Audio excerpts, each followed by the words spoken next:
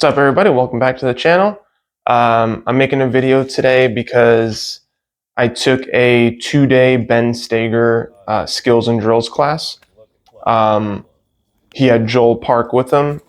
Nick Young from Velux Training Group was also there. He was the class organizer. He was technically taking the class. And then I also had the pleasure of meeting actually the Greek national champion of production division, John Stremenos. It was actually kind of funny. Like I was loading mags in between drills, and all of a sudden, like my ears perked up. I was like, "Is someone speaking Greek right now?" So I kind of like I'm looking. I'm like, "Where's that coming from?" And John was literally like at Ben's truck, just loading his mags, talking to someone on the phone in Greek. So I had to walk over because Greek was my first language and introduce myself. And then Ben was laughing about it. He's like, "Hey, another Greek guy," So it was funny because I don't meet many Greek people here in North Carolina.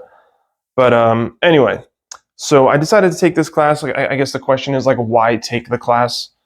I've had some experience with like pistol classes in the past. It was more like defensive oriented. It was indoor ranges. When I did my conceal carry initially, obviously you do that class. So I've done stuff like that, but never like practical shooting, higher level stuff. So the main reason I took the class was besides improving my shooting ability for USPSA competition and defensive purposes, it was just to make sure like all the things I've been working on for this past year, like has it been correct for me? Or am I going in the wrong direction and maybe just luckily getting away with it, to some degree.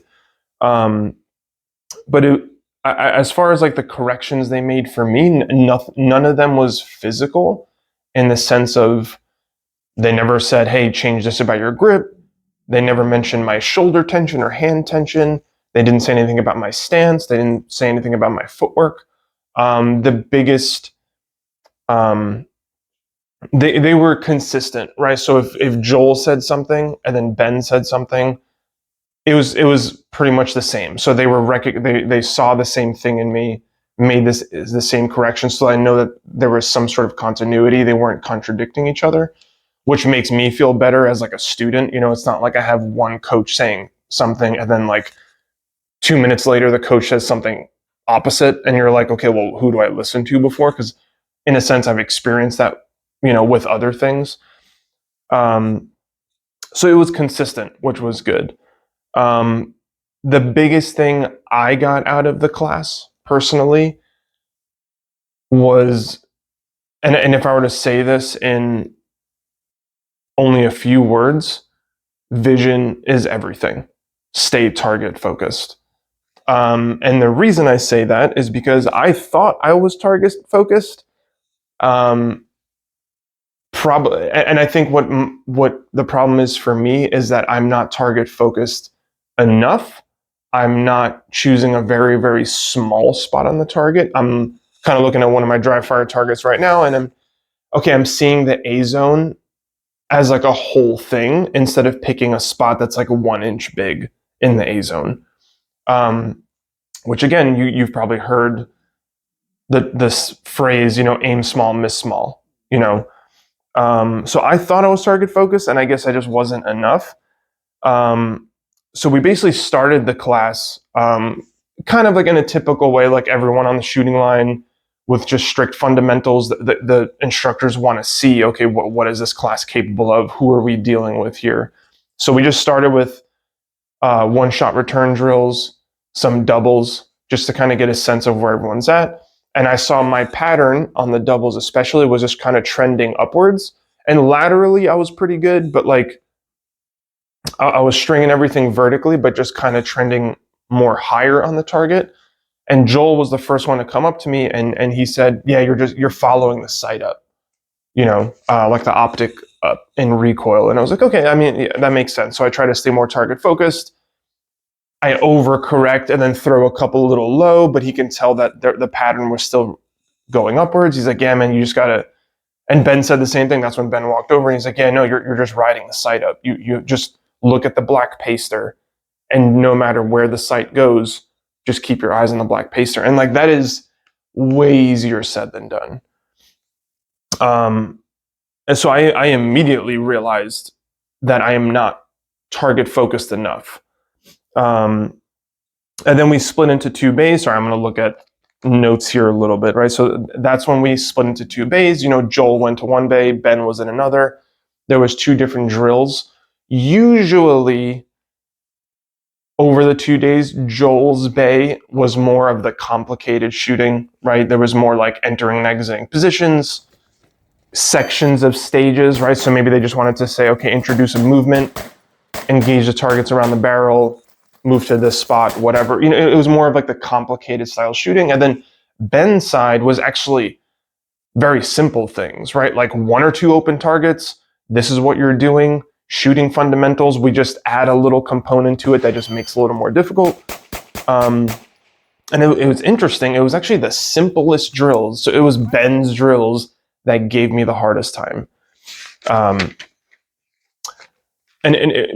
I thought, hey, okay, two open targets, do this, pop, shoot each one twice, move to this cone, same two open targets that are only, 1 foot apart. It was nothing complicated. And I was just dragging shots left and right into the Charlie zones. And then I had like one Delta. So he like kind of looks over. He's like, dude, what are you doing? And Ben is very straightforward. And if you've heard his name and looked up his videos, and he can be very, very blunt, but like that's what you need sometimes, is just someone be like, dude, like, what are you doing? Like, pay attention to what the hell you're doing. Like, they're not going to baby you there. So I asked them, like, in between reps, I kind of stopped for a second and I was like, I'm noticing that your drills, what I would deem easy, right, are giving me a harder time than like Joel's bay that has like Joel will set up a little section. I'm like murdering that drill like it's a mini stage, and even Joel was like, hey man, pretty good, right? Didn't even give me that much feedback. It was just kind of, dude, you rocked it on that one. Well done. Maybe just try to go faster on the next one. And then this was Ben's response, and I tried to remember as best as possible exactly what he said. So I wrote it down, but he said, it's your perception. Just like if you knew you had an easy classifier ahead of you, this is like, if you do well in this classifier, you're going to get your classification up. Or if you set up a build drill, at 7 yards, and we know a good build drill time is under 2 seconds, all A zone hits. It gives you this false perception and expectation of yourself instead of just focusing on the shooting and paying attention to the target. You don't hold yourself accountable enough. So, for example, his drills being simple targets, open targets at 5 yards, right? I just saw brown and I would pull the trigger instead of, no, like 1 inch spot, you keep the gun there until you're done shooting and then you move to the next target, and like be very, very accountable regardless of the speed you're trying to shoot at. And that's, so whether it's a 5 yard open target or a 30-yard partial target, the shooting is the same. As far as staying target focused, yeah, obviously maybe the speed of your shooting will slow down a little bit, but you keep your eyes there until the shooting is done, and then you worry about moving them to the next target. And he kind of guessed my classification. Like I'm like mid to high A class at the moment, and he even said he's like, what are you, an A class shooter? And I was like, yeah, like I'm like mid A class at the moment. He's like, okay, well, if you want to get to master and grandmaster, he's like, you have to hold yourself more accountable, because that's going to be the difference. They don't shoot much faster than you do necessarily. They're just more accountable with where they look, where they point the gun, and how they pull the trigger. And I was like, yes, sir. And the drill that really made me realize how important staying target focused was the cadence drill. It was almost like a light bulb moment. It's like, that's the drill that really made me understand like how to be target focused, the importance of being target focused. Because if you want to shoot, let's say 3 or 4 targets, like pop, pop, pop, pop, like in a row at the same cadence, meaning like 1, 2, 3, 4, 5, 6, 7, 8, and not break that cadence, because the idea is you don't want to do 1, 2, pause, next target, 1, 2, pause, next target, right? The idea is to just shoot all 3 or 4 sounding the same, right? Like it was just one string of 6 to 8 shots, and hit and get all alphas, right? So in order to do that, your eyes must lead the gun every single time. So draw to the first target, look at the same spot regardless of where the gun goes, and as I'm breaking the second shot, my eyes then have to go to the next target. 1, 2 eyes to the next target, look at that spot, and like I had to do it slower than I thought at first. Because again, I looked at the drills like, okay, it's like 4 targets 5 yards away. They're not far apart. What is this? But I knew there was a reason for it. Like Ben Stoeger is a multi-time national champion. Like he doesn't just set up drills for no reason. Like he obviously every drill has a purpose. He's just not going to just make you do something just to waste ammo. So I realized afterwards, like what I got the most out of the class, like I said, is that when you're properly target focused, it feels like, at least to me, it feels like I'm paying way less attention to the red dot, and I almost don't care where it goes when the gun is recoiling. Because I used to think I was target focused. I would see the red dot go up and recoil, and I would be completely aware of where it is. I'm like, it's up and to the right at the moment. And then I would try to bring it back down, or my shots would string up and to the right. And then when I started getting good reps, and it actually happened on the second day, like maybe the middle of the second day is when like I actually started to have like my actual breakthrough. I was paying way less attention to the dot. I did not care where it was going in recoil. I said, I'm just going to look at the black paster, or I'm going to look at like a 1-inch spot on the target. I almost don't care where the bullets go. Just look at that spot. And then I looked up after the shooting was done, and I was stacking shots on top of each other. And at first, because you're unaware of where the red dot's going, because you're not paying attention, you're just looking at, nope, I don't care where the red dot goes. I'm just looking at the spot.